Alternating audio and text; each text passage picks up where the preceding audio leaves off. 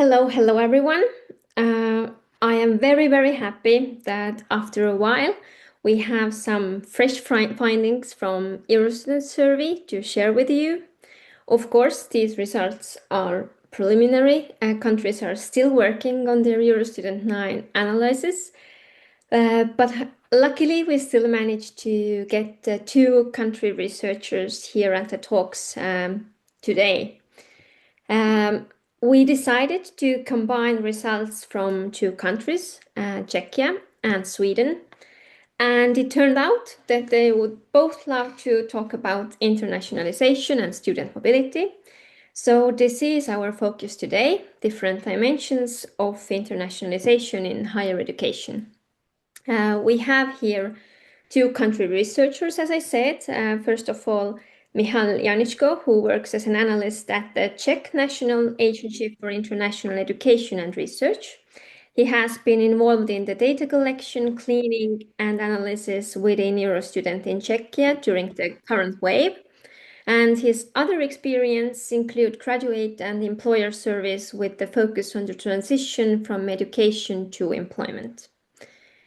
In addition, we are happy to welcome here Jari Rusanen from Sweden, who is an analyst at the Swedish Council for Higher Education.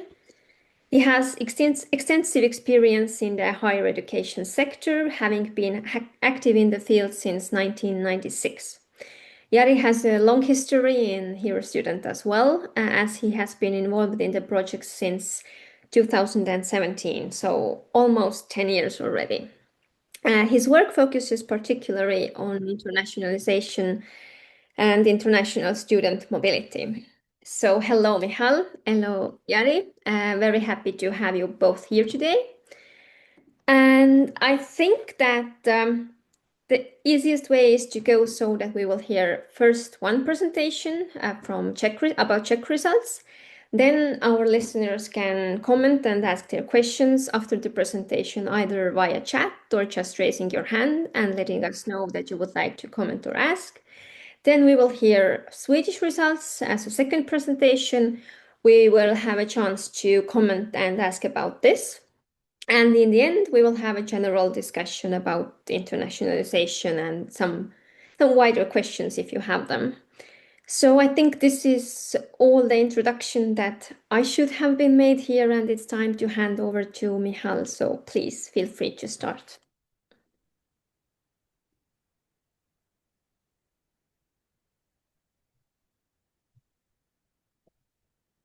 Okay, hello everyone. Thank you, Marlene, for the invitation, for the opportunity to present the preliminary results from a part of the EuroStudent survey, from the Czech results of EuroStudent survey. It's one of the very first occasions for us to present the results. Just to check, you can see my presentation right now? Yes, it works. Okay, thank you. The topic of the presentation is internationalization of higher education, as Marlene said. I called the presentation dimensions of internationalization. This is also to keep the expectations of the audience a bit low, because to show the exploratory nature of the presentation, it's a first glance to the results of the national questions that were added in to the Czech questionnaire of the EuroStudent survey. So it's actually the national questions on internationalization. When I say this, I can hear a bit of a paradox in this. But at least we present it now internationally, and we will see how much international it can be in the end. But so far it's the national questions really. So I would like to share with you our approach to the topic in the EuroStudent 9. To show the basic results of the national questions and some links between the questions, that is, between what we think could be various dimensions of internationalization of higher education and also a little bit to look at possible links of these dimensions to the social background of the students.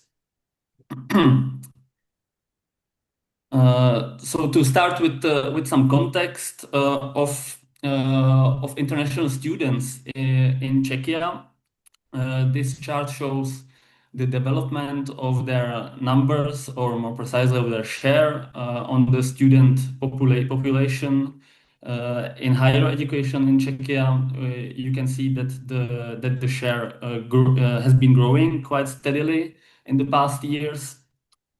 So now we are somewhere about 17% of the foreign, and this means full degree students at Czech higher education institutions. A big part of the international students consists of students from Slovakia. This has to be taken into account, as Slovakia is language-wise the closest country to Czechia.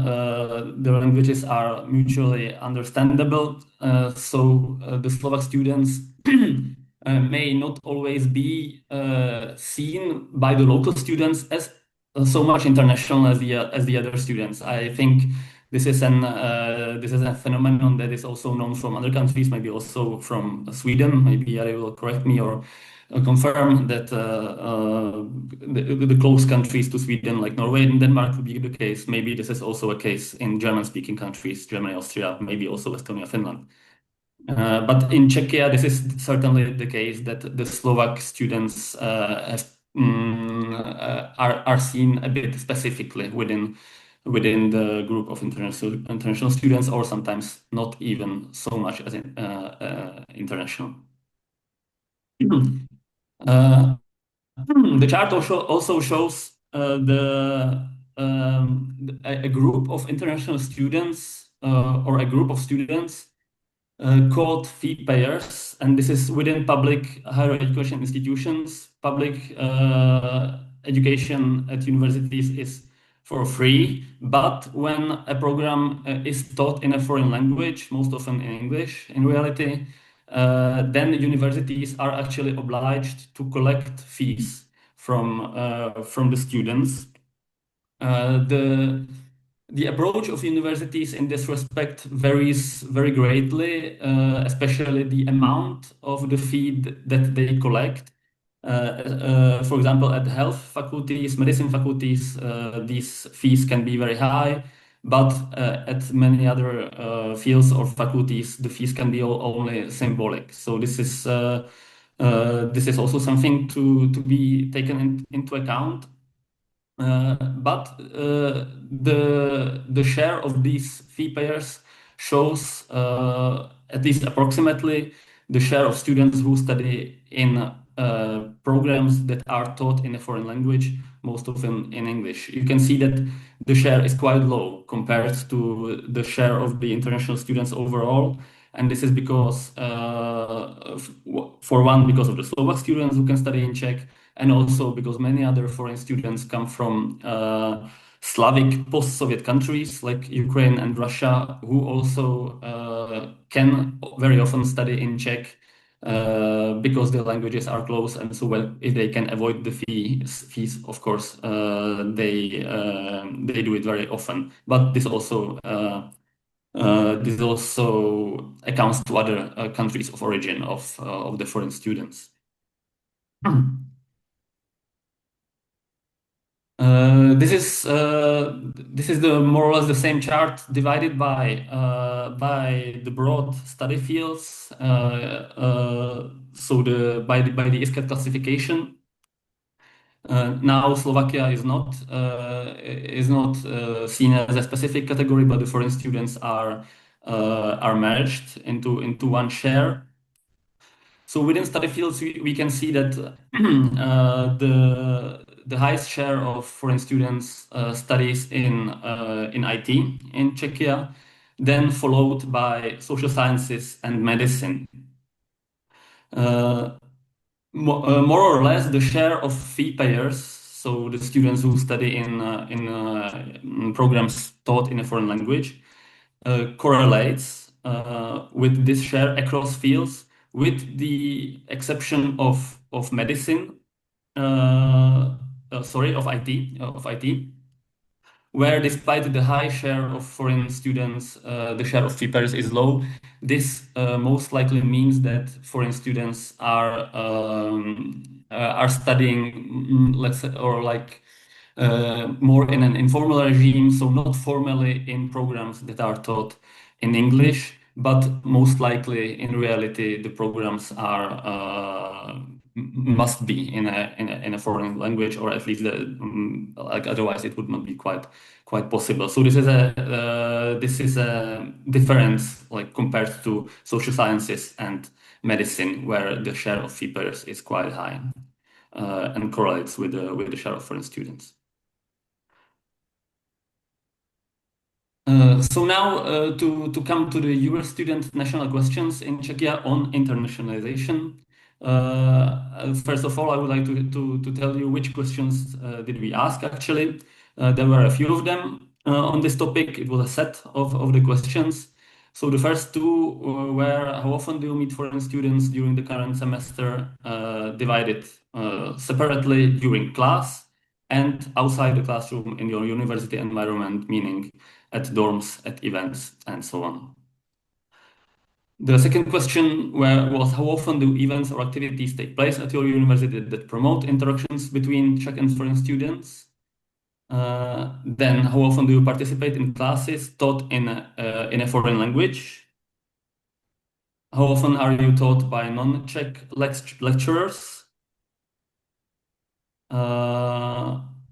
And how often do the lecturers use an international perspective in their teaching? This is maybe the most soft, let's say, question to be judged by the respondents. So in total, this was a set of six questions. To take a look at the broad results of the answers to these questions, like the answers were on a 5-point scale, ranging from very often to never. We can see that the most positive answers were collected to the questions, to the soft question of international perspective in teaching and meeting foreign students outside the classroom, at the dorms, at events. On the other hand, meeting foreign students during classes in a foreign language and foreign teachers, to all of these three questions, quite a large majority of students answered that they are not in these situations, or they are in these situations never or rarely only. And we will see that these like these dimensions or these questions are quite important, or maybe can be even seen as a core of the topic in a way. The questions about whether the university organizes events that promote interactions with foreign students proved to be the most difficult to respondents to answer. We can see that more than a third of students could not answer, so they chose the option unable to rate. This probably means that it was really difficult, and even like the answers that were collected could be not of the highest quality, and so this is why at least at the first glance of the results, we don't use this question.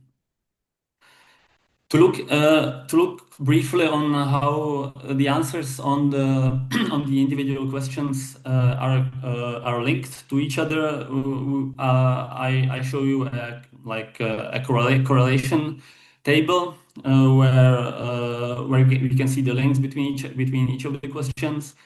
At the first glance, like the correlations somewhere are quite high, somewhere not so much, and this means, at least I interpret it in the way that we captured different dimensions of the topic. So the set of these questions does not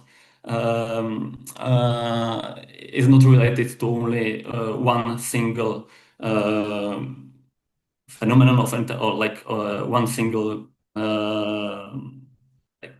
one single thing to so to say, but that the phenomenon of internationalization, even if seen as like internationalization of the home university, is composed of various things that were captured in our questionnaire. Meeting foreign students during class can be seen as maybe as the most central question in our set, because it's quite strongly correlated to most of the other questions. So central, but if most important, there is another question, and we will see further on if it's the same or not, if we can see it like this.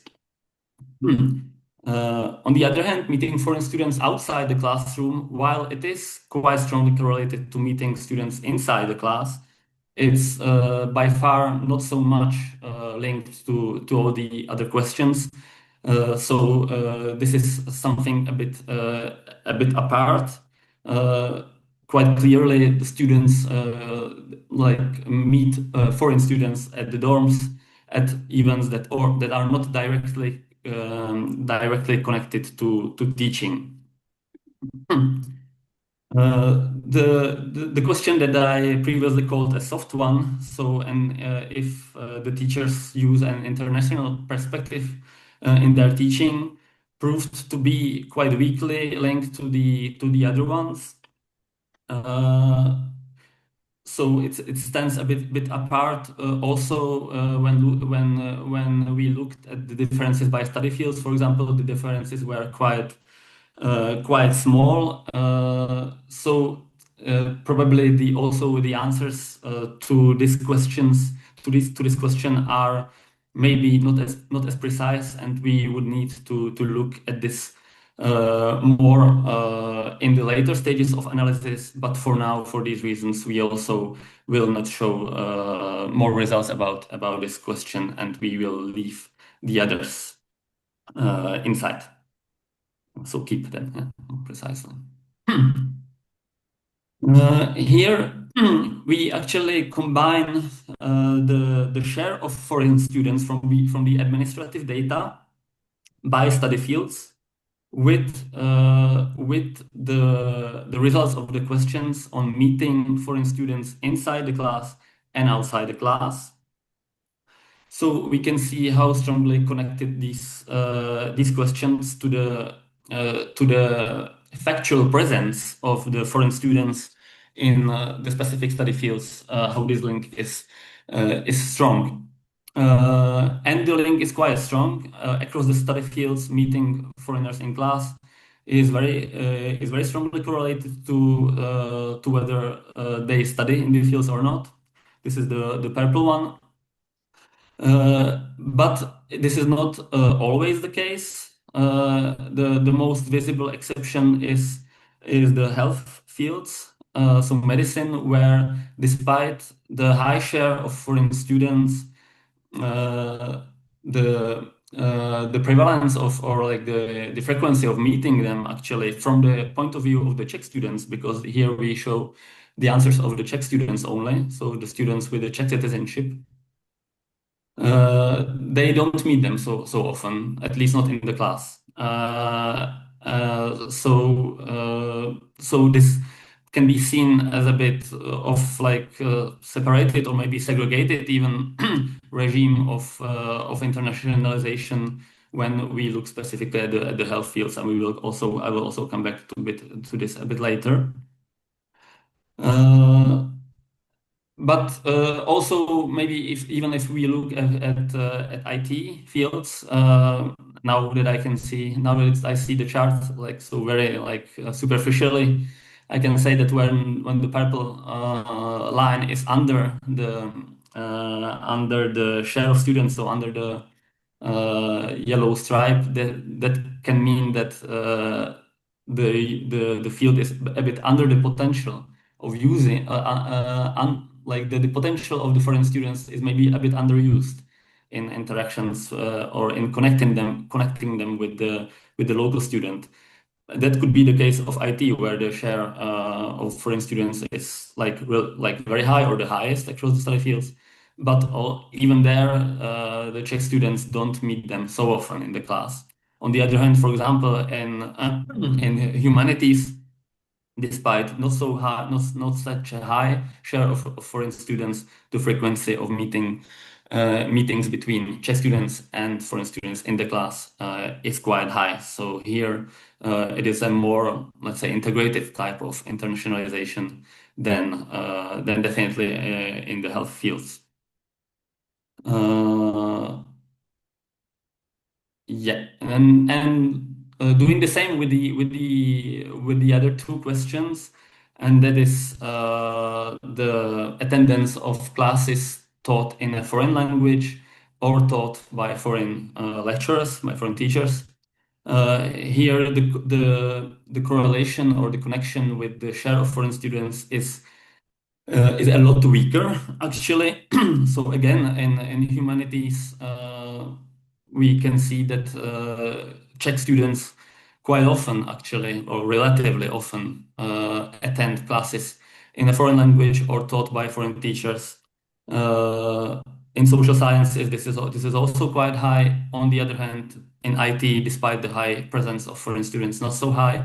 And again, in the health fields, this dimension of internationalization, so attendance of the foreign taught classes, is like really under average, despite the high share of foreign students.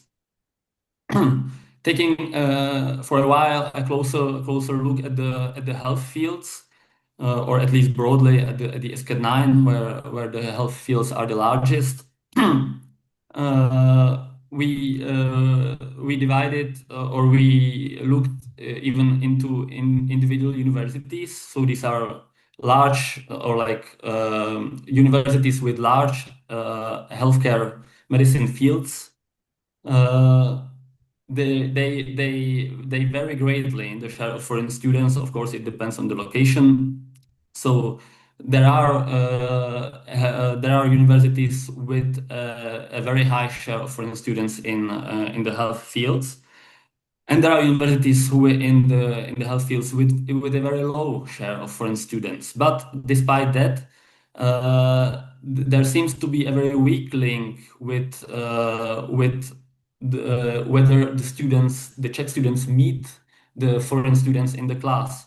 So even if we saw that meeting the students in the class is quite strongly correlated to the share of foreign students, this is not broadly. This is not the case in the health fields, where we see quite consistently the quite a large separation or segregation of the foreign students during the teaching.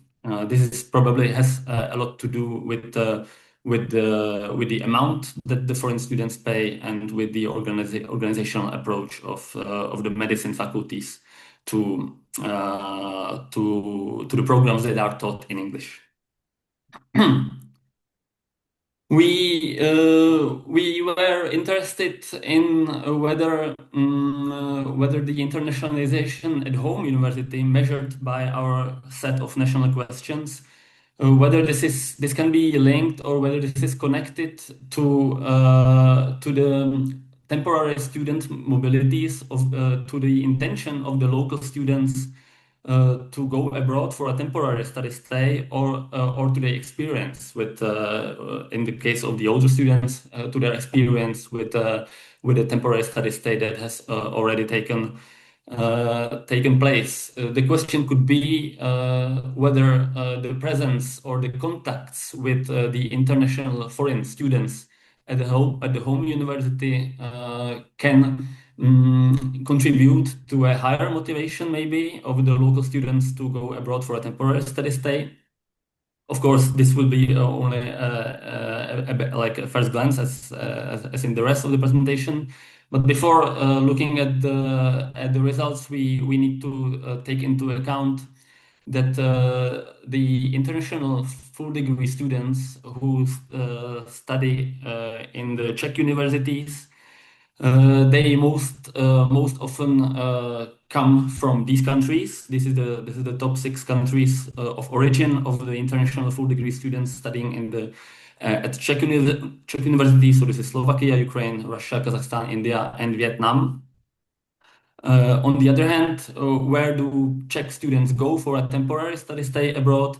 This is the same direction, the Western direction, and therefore other countries, different countries than where the international students are from here. So this shows the top 6 destinations of Erasmus mobilities from Czechia, and Erasmus mobility accounts for a large majority of temporary study stays of the Czech students abroad.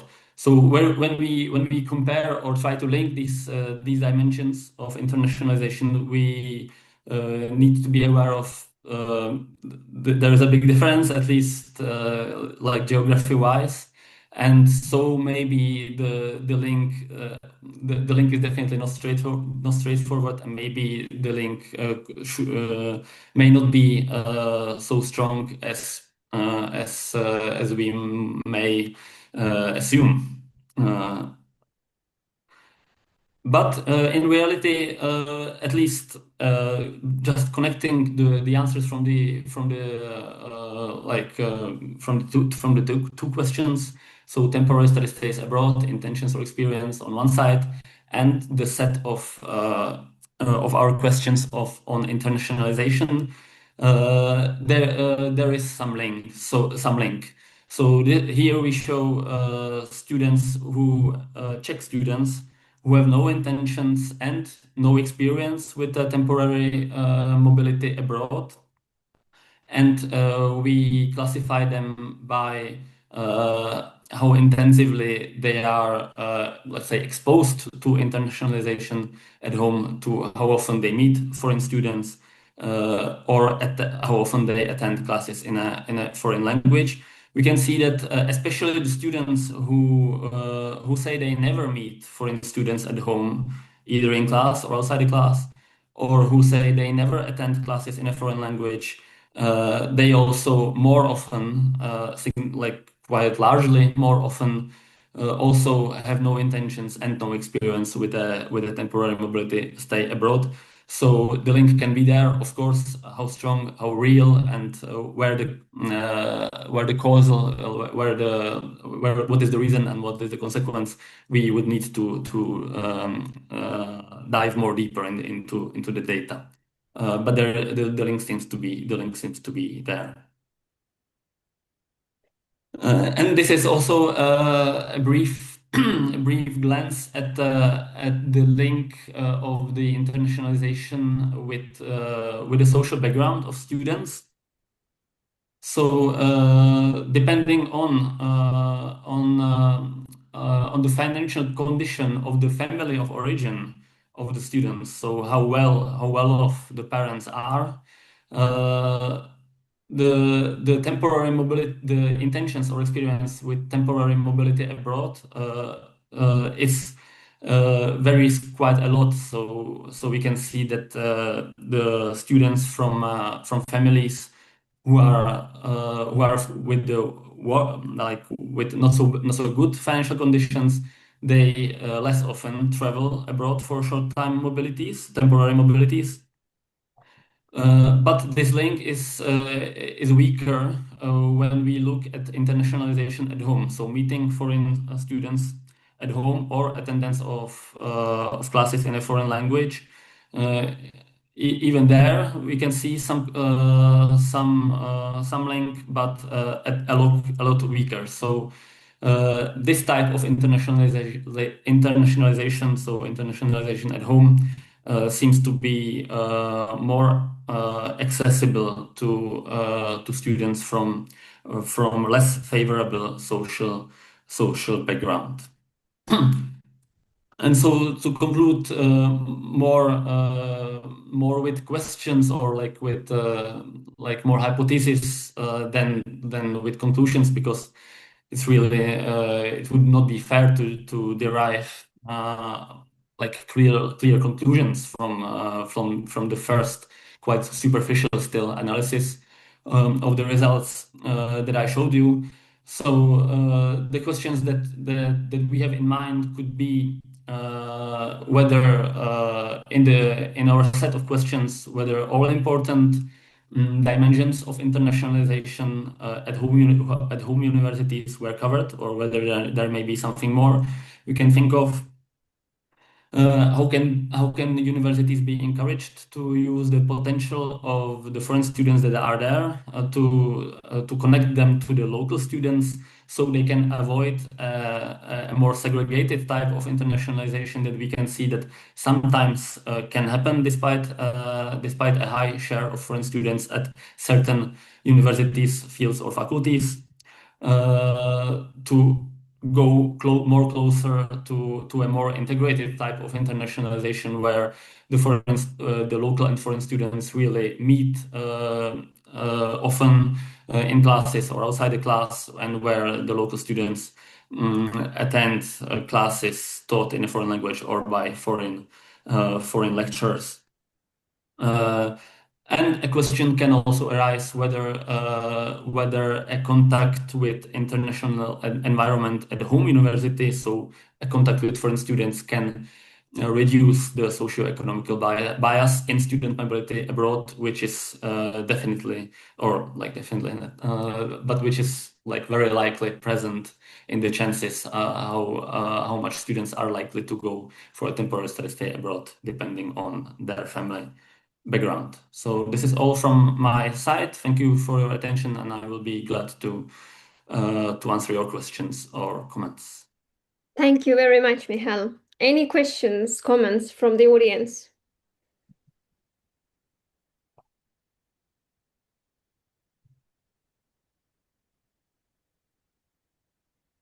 People clapping their hands, as we can see from the reactions, but any questions, comments?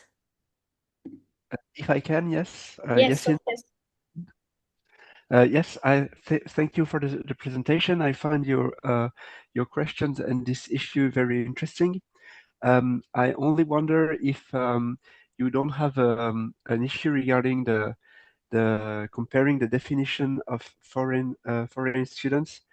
On the one hand, you have administrative data with the citizens holding the citizenship or not, which is something very formal, and on the other hand, you have the perception of the students interacting with other students that may be from foreign origin, and I wonder if you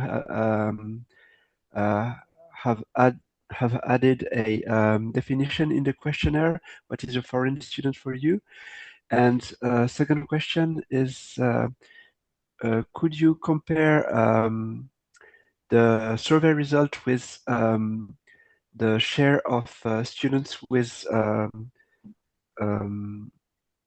without qualification for higher education? Instead of foreign students, it would be international students, according to EUROSTUDENT definition. Thank you. Okay, so in the questionnaire, like when asking about contacts with foreign students, this was specified as students outside of Czechia. So we think this is quite close to the citizenship definition. Of course, not precisely, but we hope we are not that far.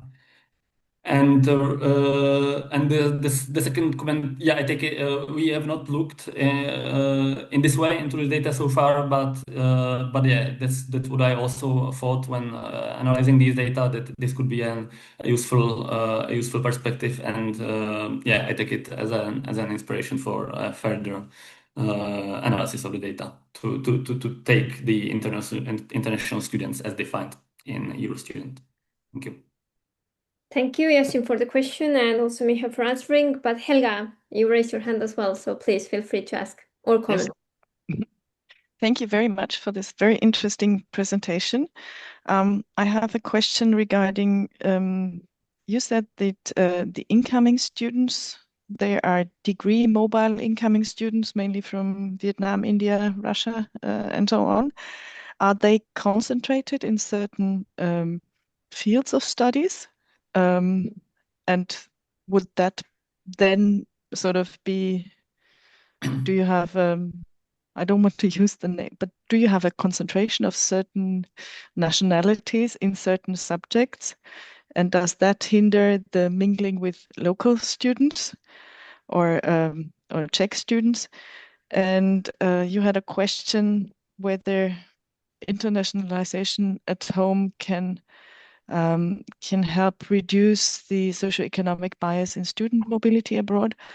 I think we know that the biggest hindrance for student mobility is our financial issues. So if you don't, I think you have to put more money into to motivate students to go abroad. But yes, I think this can be a factor to show internationalization is important and just to raise the ambition to go abroad. Yeah, this is an observation and a question. Thank you. Okay, thank you. So about the concentration, like students from Slovakia, Russia, and Ukraine, the largest groups, they are so large that they are not so much concentrated in specific study fields. On the other hand, students from Asia, for example, from India, are often to be met in engineering or IT. I'm not like able to tell how big is the concentration, but there is some definitely. And so yeah, it would be also like useful to look into that from this point of view. Yeah, thank you for noting this. Uh, yeah, and about motivating, yeah, I agree. Yeah, that money is the first place, but I believe that also there could be like a factor of even like thinking about even thinking about the international mobility. So the social background definitely affects even, let's say, the mentality of the people, or like the what is the person like like thinking about. And I believe in this way, this could be the way where maybe the internationalization can help a bit, though I agree that the financial conditions are the main ones. Yes, thank you. I actually wanted to ask that, was it the first time when you had exactly those national questions in your questionnaire, or you have had those before as well in previous rounds of Eurostudent? Yeah, this is the first First case time. when we have these, so we can't compare. Yeah, So so if it's maybe the next first time. time, did anything especially surprise you, or? Um, Yeah, maybe actually not so much. Maybe like the phenomenon of the segregation of the international students at some fields, at health fields, for example, is quite strong. But yeah, it needs to be also like studied more into Mhm. depth. So I would not like to be now like very like negative about this, but like this could be an interesting phenomenon. I believe that needs further attention. Yes, indeed. Another question from the audience. Rachel, please.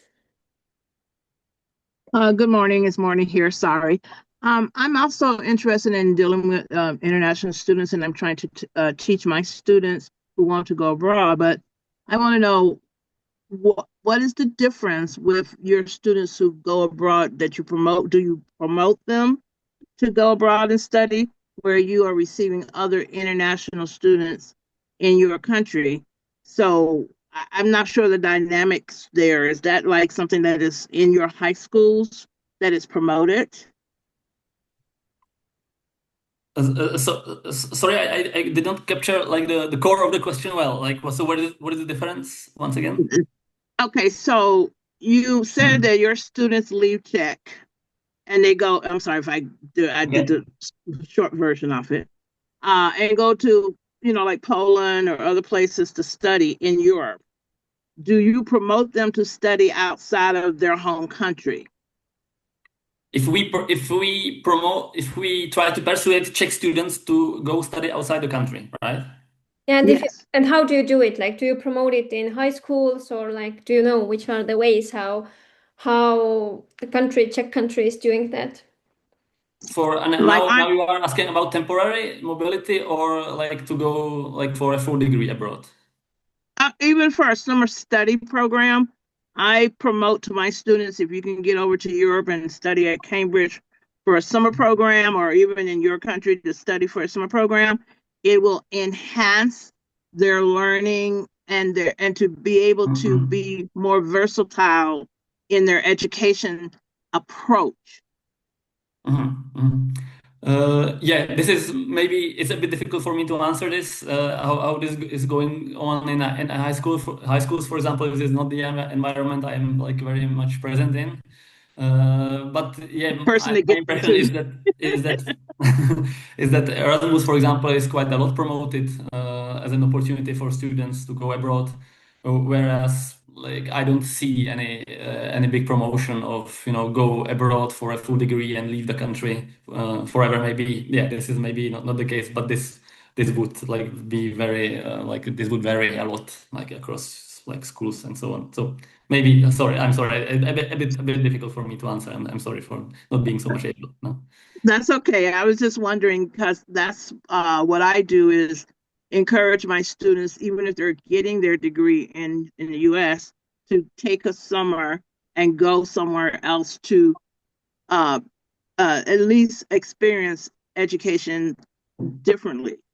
And so I'm not saying that your students should go and leave Czech, but maybe take a summer course like at Cambridge or somewhere else, right now, or in Canada or somewhere, even in Mexico. Yeah. So, like some international experiences. Yes. Thanks okay. for all Thank the comments you. and questions. We have to wrap up the Czech side and move to Sweden. So Jari, please, your turn now. All right. Thank you very much. We will stay on the international side of studies. Let's see if I can get my presentation started. Now, do you see it? Yes, it's not in the now it's in the presentation mode. All right, very good. These are preliminary results of the Swedish national questions that we added. Just like Czech Republic, we added some national questions, and we are interested in incoming students. Now you wonder, why are we interested in incoming students? Well, Sweden has a lack of highly educated people, especially with STEM background. And at the same time, in 2026, we had 109,000 applications from international for international master programs in Sweden. And the number of applicants has been going up. It was 9% raised the recent year, but it has been constantly going up since 2011. So there are more and more international master students studying in Sweden. 73% are from Asia and Africa, and the largest groups are Nigeria and Pakistan. And STEM subjects are especially popular. So very large part of the international master courses are within STEM subjects. So the government has realized that here we have a group of students becoming well educated in STEM subjects. At the same time, there is a lack of these workers in this area in Sweden. So if we could somehow see to it that they stay in Sweden, we get more international students, and then they stay in Sweden and work. So this is the background for the national questions that we had. And so what are we talking about? I said incoming student. I didn't say international students. I said incoming students. Now, what is the difference? Well, international students in EUROSTUDENT is already something that is decided, but we did something different, so we gave it a different name. Incoming students we call students that came to Sweden maximum 2 years before started their studies. So they kind of arrived in Sweden to study. We in Sweden we have registered data about everybody, a lots of registered data. So we also know everybody when they came. So we could check which one of the students came to Sweden maximum 2 years before starting their studies. We got 1,765 answers to the study. From these incoming students. In total, we had like 7,300 answers, but 1,765 were incoming students. Response rate was very low among these incoming students. It was only 14%. Among domestic students, it was 15%, so it was about the same, so it's just as bad. 59% were women, 41 men. We did not weight the results for the reasons that we have weights based on registered data on Swedish students, because international students or incoming students is a very different group studying different subjects, and the background is so very different. We couldn't use the Swedish weights, so maybe Statistics Sweden is working at the moment on a study. They will publish sometime during the spring, and maybe they will make special weights for the incoming students, but I didn't do it. I didn't really have time to do that. This is a preliminary study. And also here you can see the age groups, domestic students and incoming students. So you see that incoming students are mainly between 22 and 30 years of age, while domestic students are more spread, and especially the older group is bigger amongst domestic students. Now, why did you participate? And also, you have to choose only one reason of this one of your main reasons. What is the most important reason? And now we can see that I'm very glad to see that the most important reason was the quality of education, that they chose Sweden for the quality of education. It is very different. And the other one was I want to work in Sweden after graduation, which sounds very good for us because this is what we want. And then a little bit surprisingly, the lifestyle, nature and culture was the third biggest. And after that, also very surprisingly, affordable study costs. I didn't know Sweden was so affordable, but for some students, apparently it is. After that, also there is a group of students that didn't mean to come to Sweden. It just happened because there's just happened to be a place where they could study, so it wasn't a goal to come to Sweden. And now when we ask what attracts you to stay and work in Sweden after your graduation, and now they could choose many different answers. So this is not 100% in total, but they could choose many answers. So opportunity to work within my field of study is the biggest thing that could attract the students to stay in Sweden and work. The second one would be prospects and opportunity of a good life. And after that, it's again the lifestyle, nature, and culture that is so attractive for some reason. And then we got looking at the share of incoming students who want to think about working in Sweden after graduation per region. And if we look at the in which part of the world it is, the students from which part of the world are thinking it's most attractive to stay in Sweden as work.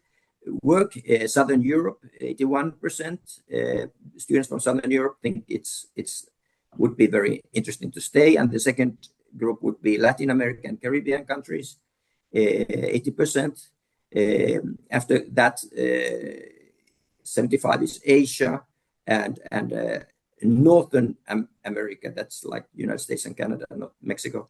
It's 74%. So those other students are more interested in staying in Sweden and working, and on the other end is Western Europe, where they are least interested in staying in Sweden and working. Now let's see, what does it say? I have a little bit difficulties reading. How far you have come in your considerations working in Sweden? 9% of the students are already done internships or degree projects, and they see that they probably will continue at that employer.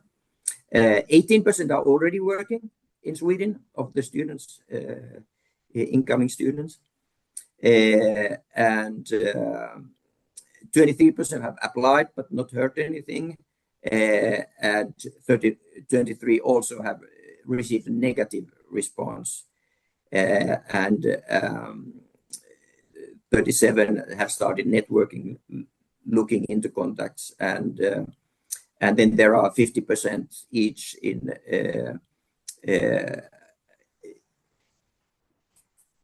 open for working in Sweden, but haven't really done anything active yet, or that checking the opportunities and requirements. So not so very active.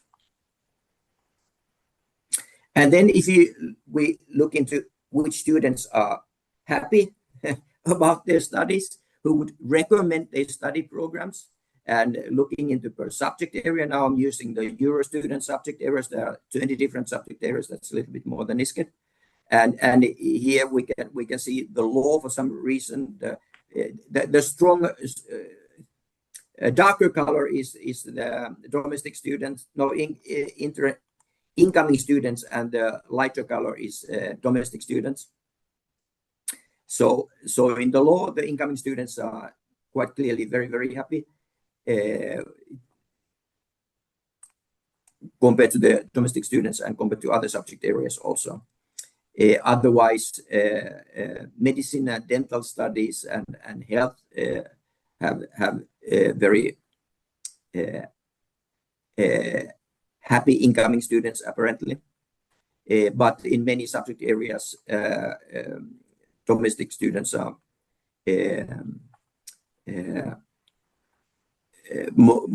more happy to recommend their studies.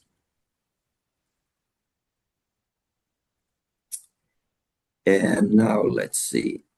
It is a little difficult for me to see. I can't see the text. Sorry about that. If you have full screen, then I think you can have these people. And the top, I can see the top of my own. Share of master level students interested in research career.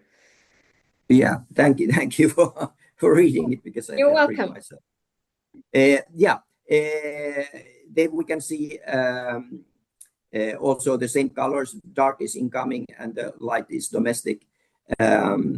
Natural science is on the top, and after that is engineering, manufacturing, construction, and then medicine and dental studies. And you can also see that there are clear differences to domestic students. Now I can see the text. Share of satisfied students. How satisfied are you regarding the opportunities in Sweden to get a job that matches your qualifications? So half the students are happy. They think that they have a chance to find something for their qualifications. Another nearly 50% is that they can make a career. 23% of students only believe that they can get a good job with limited knowledge of Swedish language. So the majority doesn't believe that. And 40% believes that they can make a contact with employers and labor market. So the Swedish language seems to be the big problem. But in all these, as you can see, it's less than 50%.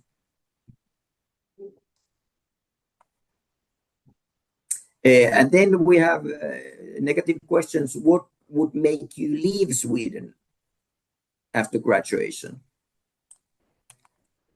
And then we have Swedish language is the biggest one. 48% is saying that difficult to get work without good knowledge of Swedish. And after that comes, I don't feel socially integrated in Swedish society. And after that would be lack of career opportunities. So those would be the reasons for them to leave Sweden.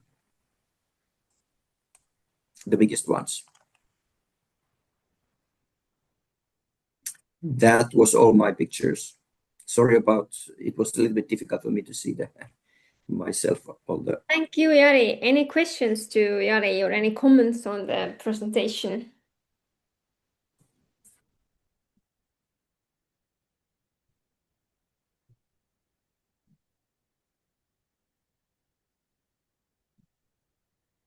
Not at the moment, people are maybe still thinking, but yeah, Helga again, please feel free to ask. Sorry, me again. I have a It's question. always a pleasure. You have the survey results on what students feel if they recommend their studies. You know what their plans are, also the reasons why they would stay or leave the country. Do you check that with admin data afterwards? Do you know how large is the share of students or of graduates leaving the country afterwards? Or does that correspond? I haven't looked into this, but this is also one of the reasons why we are doing this study, because we know it's a very large share of the students are actually leaving the country. There are many students who also before have shown interest to stay in Sweden, but in reality, not that many students do stay. So many of them, biggest majority leaves. And this is the idea that we have tried to find a way to keep them. But as you may have seen in the reasons also, it seems that one of the big reasons is lack of language skills. They come to Sweden, they don't know Swedish language, and normally the master studies are like 2 years, sometimes 1 year. It's not they haven't learned Swedish during that time, and there are companies employing and also the universities are employing students who cannot speak Swedish, but mainly it is expected you to be able to speak Swedish in the Swedish labor market. But if they are international degree students, don't they have any language courses integrated in their university studies? This is something that I would recommend warmly. Okay, because as we can see, some of them do, but it's not like a rule. And I have understood also that sometimes you have like on the side of your studies, and if they are studying very hard, it sometimes is difficult to do proper studies on the side. So it would be better to have a short Swedish course before they start studying a very intensive one, when they don't have to study something else at the time, so they could really concentrate on Swedish language. Yeah. So if the problem is the retention and the main obstacle is Swedish skills, then this would be logical to integrate it somehow into the study program, that they have to study Swedish. But okay, Yeah, another yeah. question or comment from Rachel. Hi, thank you. I've been to Sweden and I know a lot of people there speak English, thank God. But it's hard to get someone to teach Swedish if you're not there. So that's why I was thinking about, summer programs or Mm. even online programs so that students who are coming into your master programs and could learn it prior to going there. Because like with my students who speak Spanish, they come to summer school to learn English, and then that way they're ready for the class when they get there. So that's why I'm interested, because I'm steering my students to Europe. So I'm trying to figure out what's going on and how, and make sure I get them ready. Like if they're going to Sweden, I'm going to be looking for a program that teaches them Swedish before they get there. Do your country have that available? And if so, where? Yeah, there are some universities who do offer courses, also some intensive courses during summer, so that exists. But I believe there should be more, and everybody should have those. So I think this is something that we could do better. So that would be a recommendation from me to the Swedish universities. Indeed. I have a final question to both of you, Jari and Michal, to wrap it up. We were talking about the internationalization of higher education from different angles today, and we know that this is something that countries are really actually interested in when we talk about higher education policy, that how to be more international and how to attract international students and how to send our students abroad for a while. When we talk about data and service, what do you think, what indicators should we really use to measure this successful internationalization of higher education beyond the mobility numbers? What are actually those indicators or these aspects, details that we should be looking into when we talk about successful internationalization? Well, since I talked about incoming students, so I can mention that for we have saved the background data of all the students who have answered, so that we could, like in 5 years or 10 years, we could check where are they now, since we have registered data. So are they still Sweden? Are they working? Are they working in their field, or have they left the country? So that's what we are planning to do. So that's one way to see that would be a success if they stay, Yeah. of course. But Michal, from your side. Yeah, I also think that the retention, like what Jari was talking about here a lot, is a very important indicator, though it a bit exceeds the education itself and goes on then to labor market and so on. So it's a more broad one, but it's important that we are also now like working on this in the Czech National Agency to research how much the foreign students are. How much they stay. So this is an important one. And then from our like questions from our like point of view, the questions on the contacts between the local and foreign students, they seem to be quite telling, because it's not only about whether the foreign students are there, but also about whether they are in touch with each other. Indeed, both very interesting presentations. Thank you, Michal. Thank you, Jari. It was a pleasure to have you here. You can send me your slides afterwards, the final version, so that we can upload them with the recording. It will be available on Eurostudent webpage. Of course, many thanks to our listeners as well for your comments, for your questions. And I can already say that we will continue with fresh Eurostudent results next month as well. On 21st of May, we will hear another presentation about the Eurostudent 9 results. Then our focus will be on Estonia. And we will also have student representatives there commenting on the country results. So a bit different format, but again, some fresh results coming in. So stay tuned and we see you next month. Thank you, everyone. Thank you. Bye. Thank you. Bye-bye. Thank you. Thank you.